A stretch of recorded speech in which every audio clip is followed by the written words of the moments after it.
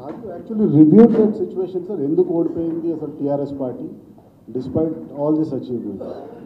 What do you think we've been doing for the last 15 days? Of course we've been reviewing, Ravikant garu ప్రతి గెలుపులోనూ పాఠాలు ఉంటాయి, ఓటమిలో గుణపాఠాలు ఉంటాయి. డెఫినెట్గా చాలా అంశాలు ఉన్నాయి, ఒకటి రెండు అని చెప్పను. కానీ ఇప్పుడే నేను చెప్పాను కదా మీకు, భారతదేశంలోనే అత్యధికంగా జీతాలు ఇచ్చాం ఉద్యోగులకి. కానీ ఆ ఉద్యోగులకు ఈ జీతాలు అత్యధికం అనే మాట మేము సరిగా ప్రచారం చేసుకోలేకపోయినాం. అత్యధికంగా భారతదేశంలోనే నిరుద్యోగులకు ప్రభుత్వ ఉద్యోగాలు ఇచ్చాం, కానీ చెప్పుకోలేకపోయాం. వాళ్ళ వరకు ఆ విషయం చేరలేకపోయింది. జరిగింది ఏమి అంటే, పెద్దలకు సామెత చెప్తారు, నిజం కడప దాటే లోపల అబద్ధం ఊరంతా తిరిగి వస్తుంది. జరిగింది అది. ఉద్యోగాలు ఇచ్చి చెప్పుకోలేకపోయినాము.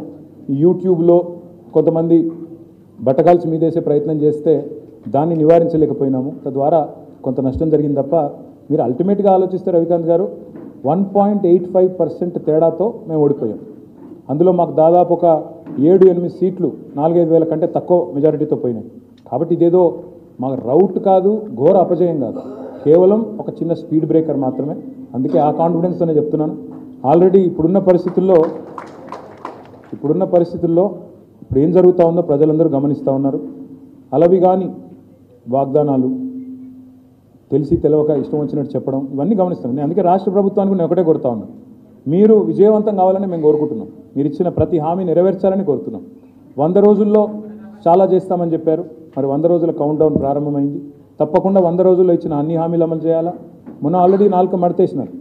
నిరుద్యోగ భృతి ఇస్తామని చెప్పి మేనిఫెస్టోలో పెట్టినారు. మొన్ననేమో ఉప ముఖ్యమంత్రి గారు మేము అనలేదు అనే మాట అన్నారు. సో ఇట్లా ఎన్నో అంశాలు ఉన్నాయి. 6 గ్యారంటీలు కాదు రవికాంత్ గారు, 412 హామీలు ఉన్నాయి. మేము లెక్క తీసినాం. మా పార్టీ తరఫున కూడా ఒక షాడో టీం ఏర్పాటు చేస్తాం. అంటే డిపార్ట్మెంట్ బై డిపార్ట్మెంట్ ఒక షాడో టీం మేము ఏర్పాటు చేస్తాం. వేరే దేశాల్లో షాడో క్యాబినెట్ అంటారు అనుకుంటా. సో అట్లాంటిది కూడా మా లెజిస్లేచర్లు కూడా ఏర్పాటు చేసుకుంటాం.